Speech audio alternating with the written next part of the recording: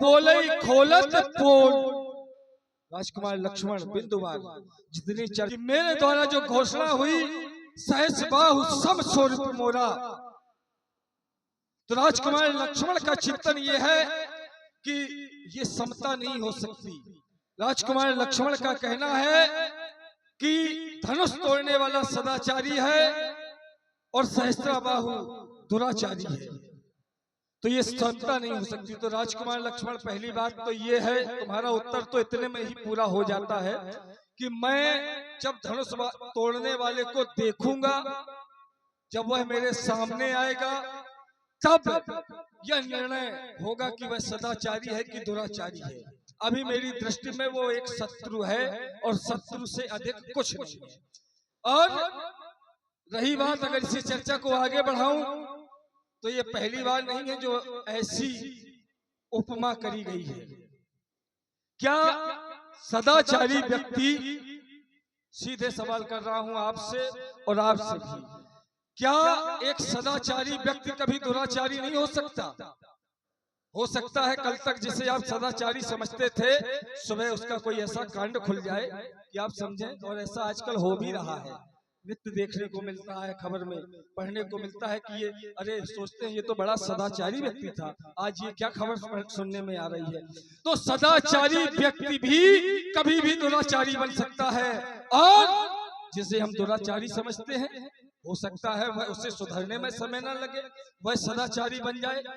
और इसका प्रमाण भी है राजकुमार लक्ष्मण, उल्टा नाम जपत जग जाना, वाल्मीकि भय ब्रह्म समाना। तो वाल्मीकि जी जो ब्रह्म के समान, जिनको समता दी गई, दोनों ध्यान देना राजकुमार लक्ष्मण, इसी एक अर्धाली से दो उत्तर कर रहा हूं तुम्हारा। पहली चीज तो मैं समता मैंने क्यों की, ब्रह्म के विषय में क्या लिखा गया है, बिन पग चलाए सुने बिन काना इत्यादि। तो क्या वाल्मीकि जी के अंदर ये सब गुण हैं? नहीं है ना। वाल्मीकि जी बिना पैरों के नहीं चलते, बिना कानों के नहीं चलते, बिना आंखों के नहीं देखते, वो एक ऋषि है, एक संत है। लेकिन समता यहाँ पर की गई कि वाल्मीकि भय ब्रह्म समाना, इसलिए मैंने भी यहाँ पर समता की। समता एक अलग विषय होता है। अगर व्यक्ति का एक गुण भी मिलता है, अगर एक गुण भी मिलता है तो समता की जा सकती है, उसकी तुलना की जा सकती है। और दूसरी बात, ये सदाचारी दुराचारी से सदाचारी बने, तो हो सकता है धनुष तोड़ने वाला कल तक सदाचारी हो, आज उसने दुराचार का कार्य किया है।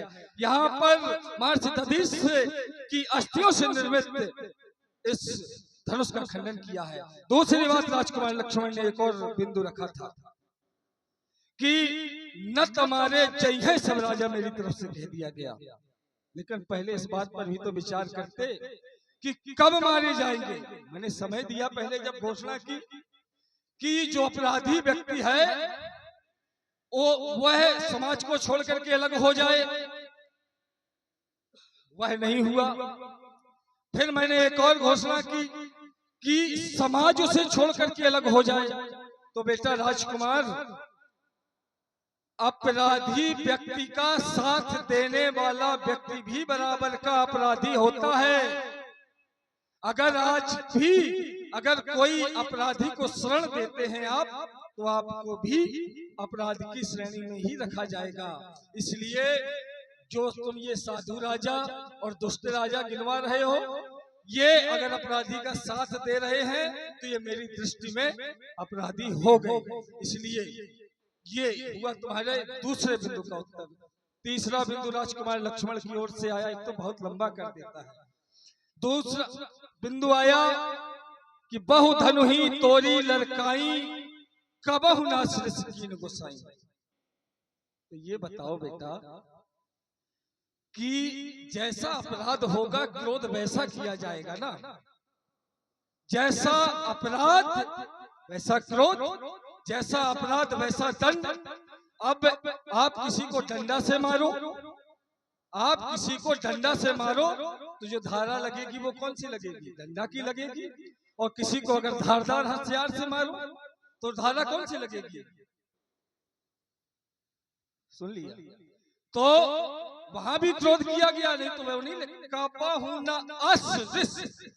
अस शब्द लगा है, यानी कि क्रोध किया गया लेकिन ऐसा क्रोध नहीं किया गया। और अपने मुंह से बता रहे हो बहु धनु ही, तो वो धनु ही थी। और ये क्या है? धनुष है। काल बस बोलस तो न समाज धनु ही समते प्राण धनु विदस सकल संसार। बहुत सुंदर। आइए जरा देखिए महाराज, ये विचारों का द्वंद्व है और इस द्वंद्व को समाप्त करने के लिए आवश्यकता है विचार विनिमय की। चलिए, आपने जहां से अपने कठोर वचन का समापन किया है, मैं वहीं से पुनः प्रारंभ होता हूँ। कहां से किया है? आप लोग बड़े ध्यान से सुन रहे थे। कहां से किया है? अरे नृप बालक काल बस बोलत तू ही ना। कहते हैं रे राजा के लड़के, तू संभाल के नहीं बोल रहा है। अच्छा भैया, हम संभाल के नहीं बोल रहे और ये तो संभाले के बोल रहे हैं। रे राजा के लड़के, किसी पाठशाला के अध्यापक बना दिए जाओ और छात्र आए गुरुजी श्रद्धे, बस इनकी भाषा यही निकले, रे राजा के लड़के, संभाल के नहीं बोल रहा है, तो ये समझो पाठशाला का तो सत्यानाश हो ही जाएगा। वो तो सौभाग्यशाली विद्यार्थी हैं जिन्हें इतने अच्छे शिक्षक नहीं मिले। चलिए, अब लक्ष्मण संभाल के नहीं बोल रहा है, क्या नहीं संभाल के बोल रहा है, उसमें भी चर्चा कर लेते हैं। राजकुमार, थोड़ा एक तो वैसे भी बहुत कम लोग हैं, लेकिन थोड़ा अगर अपनी कुर्सियां नजदीक ले आए तो थोड़ी देर जो होना है और आनंद आ जाएगा। थोड़ा बहुत सुंदर बात कही आपने।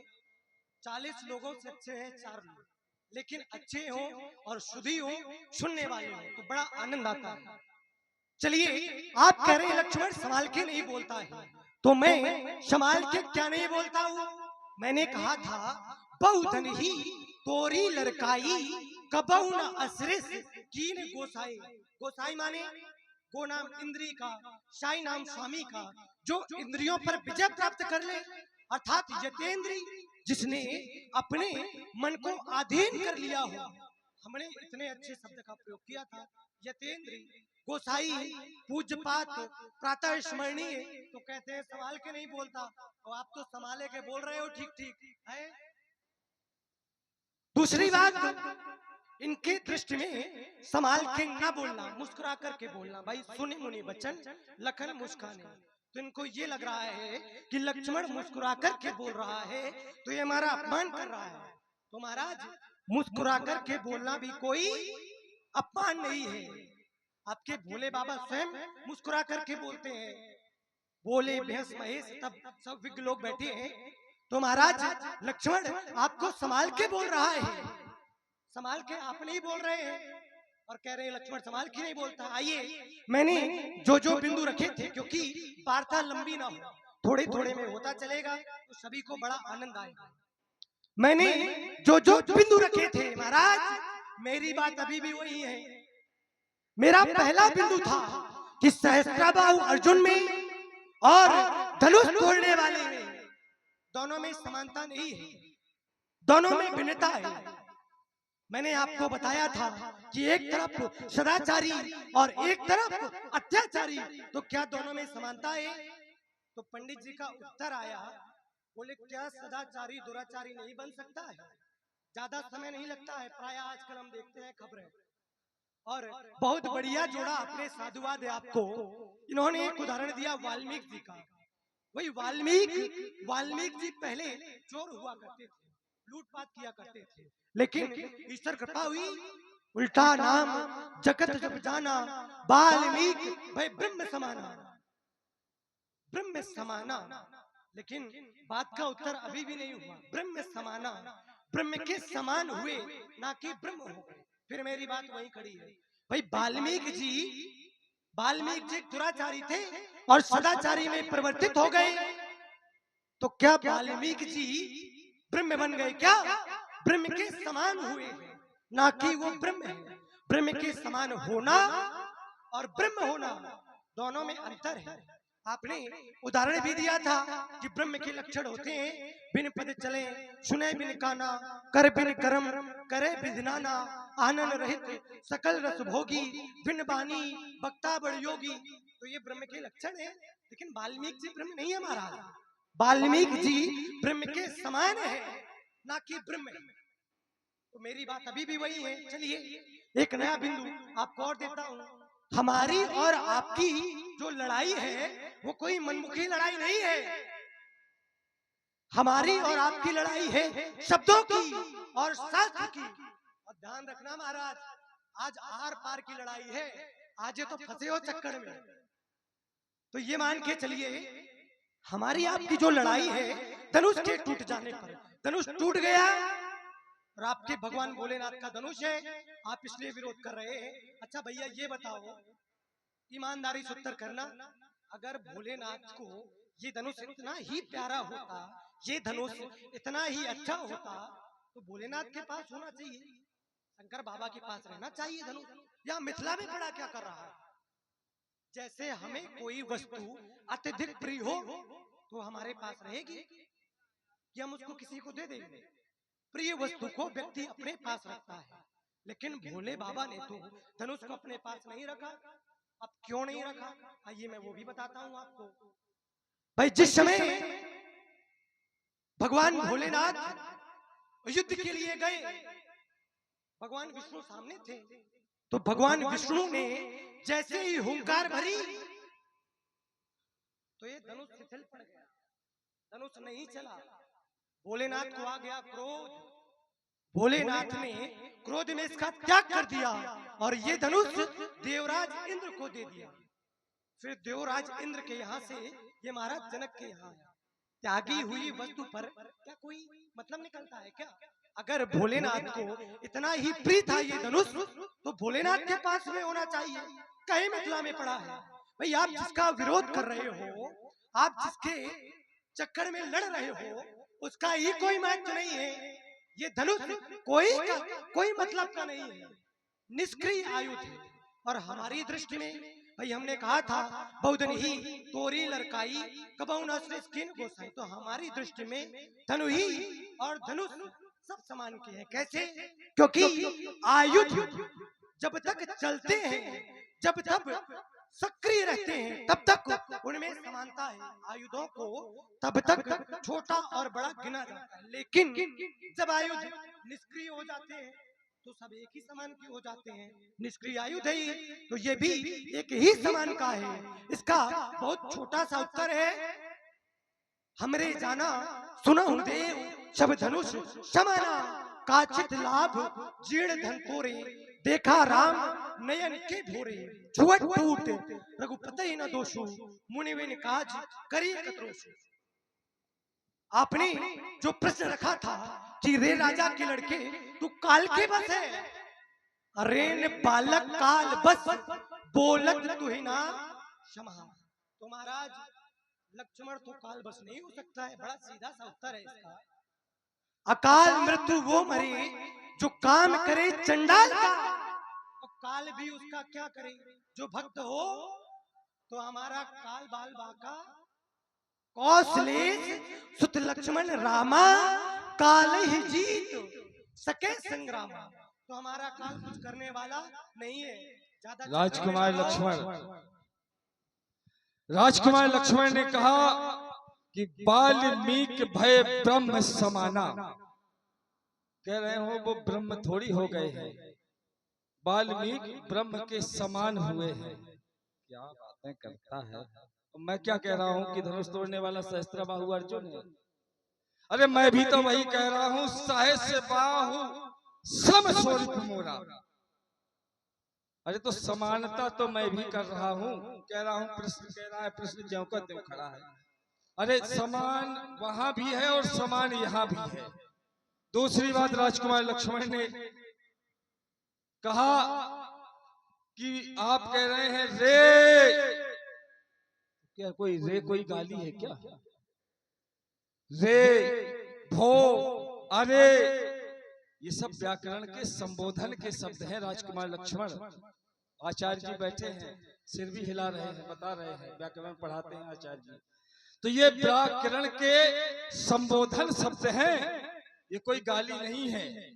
लेकिन मैं किसको समझा रहा हूं, इसकी समझ में कैसे आएगा? ये तो पढ़ने ही नहीं गया है, क्योंकि जब मैं मानस में विचार करता हूं तो मैंने ये तो पढ़ा है, गुरु ग्रह पढ़ने गए रघुराई, अल्पकाल सब विद्या आई।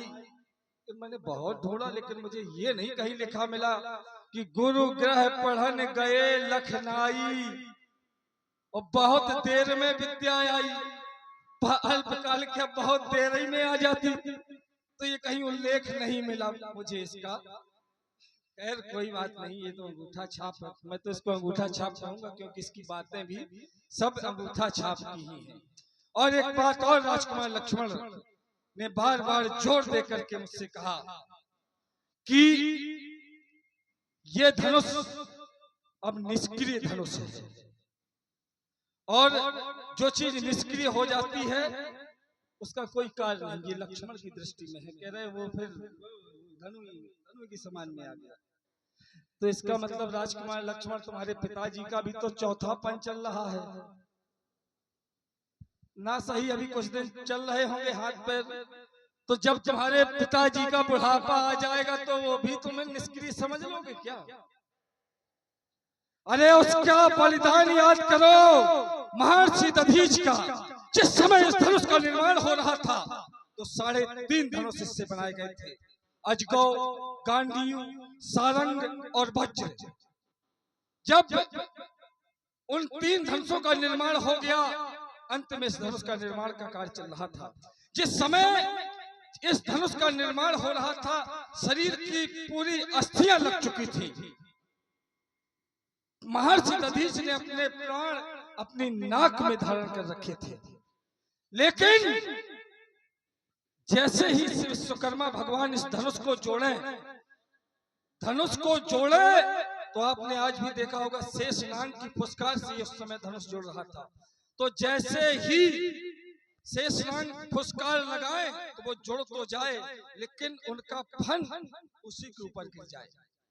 बार बार चोट पे चोट जब होती रही तो उतनी जगह की अस्थियां, उसने जिस जगह पे जोड़ लगना था शेषनाग जोड़े और उसमें उसी में फन गिरे तो वो फिर टूट जाए, उतनी जगह अस्थियां कम हो गई।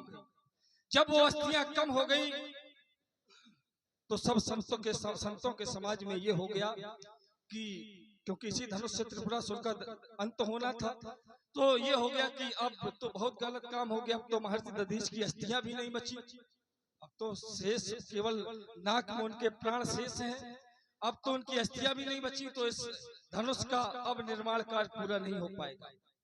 लेकिन जब महर्षि दधीच को इस बात का पता चला तो उन्होंने कहा, जब मैंने पूरा शरीर दे दिया तो मुझे इस धनुष को पूरा करने के लिए अपने प्राण भी देना पड़े तो मैं पीछे नहीं हटूंगा। जब उनके जो नाक में जो प्राण शेष थे, जब वो हिस्सा लगाया गया फिर जोड़ा गया, तब इस धनुष का निर्माण हुआ। जब इस धनुष का निर्माण हुआ, अर्थात इसे आप सजीव धनुष भी कह सकते हैं। जब तक ये धनुष खंडन नहीं हुआ था तब तक महर्षि दधीच जिंदा थे।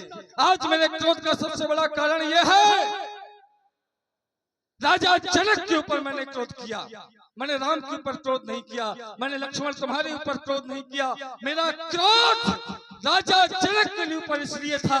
आज की समाज भी इस चीज को गौर से सुने।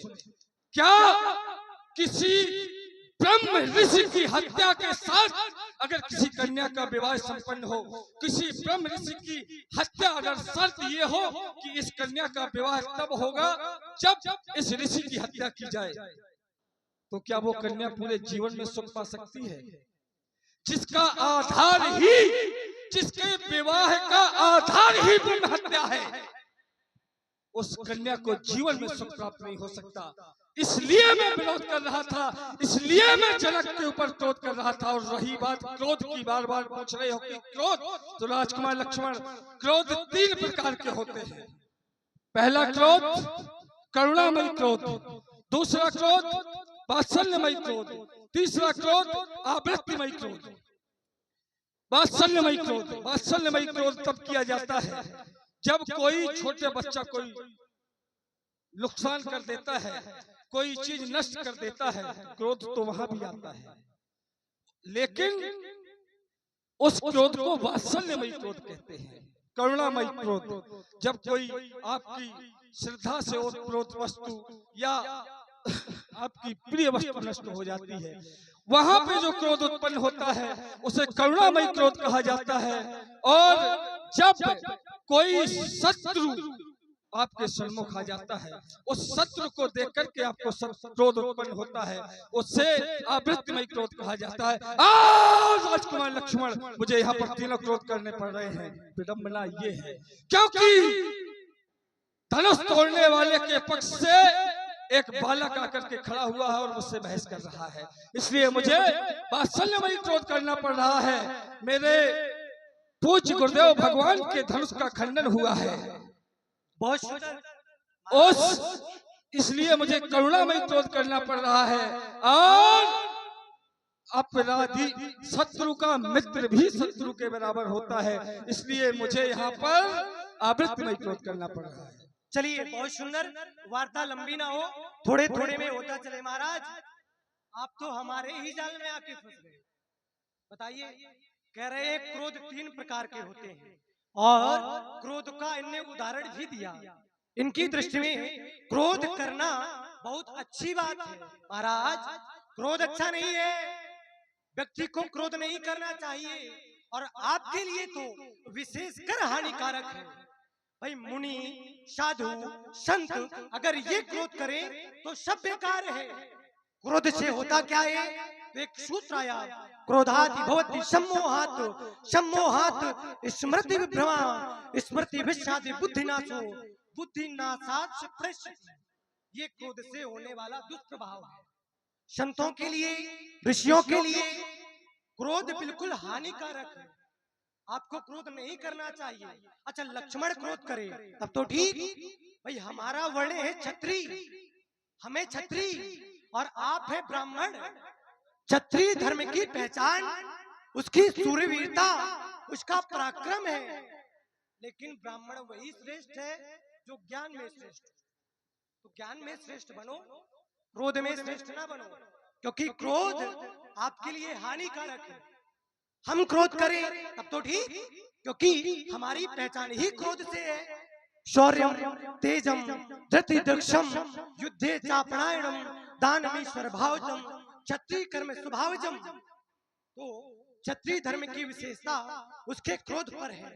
यहाँ तक प्रजा नाम रक्षणम दान विद्या धर्मेवचा, ये सब क्षत्रिय के कर्तव्य है। अगर क्षत्रिय क्रोध करे तब तो ठीक, लेकिन ब्राह्मण देवता क्रोध करें तब बिल्कुल ठीक नहीं। ब्राह्मण के लिए क्रोध हानिकारक है। और क्या कह रहे थे? विद्या अध्ययन करने नहीं गए हो, अंगूठा छाप। जय हो। ईश्वर से प्रार्थना है, शरीर भले ही मोटा दे दे, लेकिन व्यक्ति की बुद्धि मोटी ना हो। उदाहरण क्या दिया? बोले, गुरु ग्रह गए पढ़न रघुराई, अल्प काल विद्या सब राम जी पढ़ने गए हैं। तो महाराज, राम जी बस विद्या अध्ययन करने गए हैं, राम जी के साथ में कोई नहीं गया है क्या? राम जी के साथ में समस्त भ्राता, यानी हम 3 भाई हैं। हम 3 भाई और राम जी चारों भाई हम विद्या अध्ययन को गए हैं और हम लोगों ने विद्या अध्ययन किया है। विद्या अध्ययन करने के बाद आगे की प्रतिक्रियाएं हुई है। वेद पुराण सुने मन लाई, आप कहें अनुजय समझाई। भाई, राम जी हमसे बड़े, राम जी सुनते थे और जो हम लोगों को समझ में ना आता था हमें समझाते थे। खुद घूम रहे हो अंगूठा छाप लिए, लोहा लंगड़ टांगे हैं, और हमें कह रहे हो विद्या अध्ययन करने नहीं गए हो। और क्या कह रहे थे? एक छोटी सी बात और कह रहे थे, धनुष तोड़ने वाले की समता और सहस्त्राबाहु अर्जुन की समता, दोनों में समानता है। कहते मैं भी तो समानता कर रहा हूँ। महाराज, समानता तब होती है जब व्यक्ति का सामने वाले व्यक्ति से कम 1 गुण मिलना चाहिए। मैं आपको 10 ऐसे उदाहरण दे सकता हूँ कि जो सहस्त्राबाहु अर्जुन अलग है, पृथक है, और धनुष तोड़ने वाला अलग है। भाई, दोनों में समता है ही नहीं, दोनों में भिन्नता है। इसलिए समझा रहा हूँ, समझ जाओ। राजकुमार लक्ष्मण फिर वही समता की बात करती। मेरा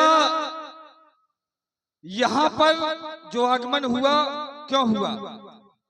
विवेचक के रूप में मेरा एक आगमन हुआ है। मैं जो ये धनुष टूटा है, इस धनुष को किसने तोड़ा है, इसकी विवेचना करने के लिए आया हूँ। क्योंकि ये धनुष मेरा नहीं, मेरे गुरुदेव भगवान का है। मैं एक विवेचक के रूप में यहाँ पर उपस्थित हुआ हूँ। और आप बताइए, अगर आपको विवेचना दी जाए